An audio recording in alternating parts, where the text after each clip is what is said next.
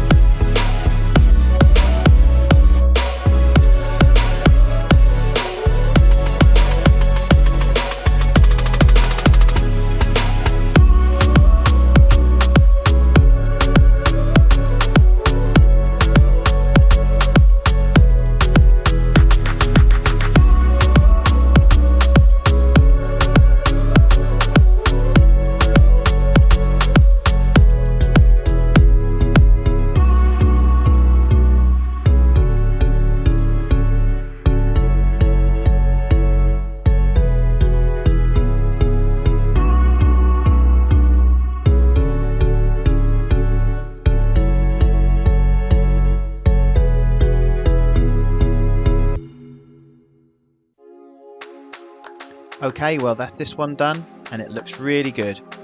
I've also emptied and cleaned out the drain at the bottom. That would be excellent if you could like and subscribe to my channel.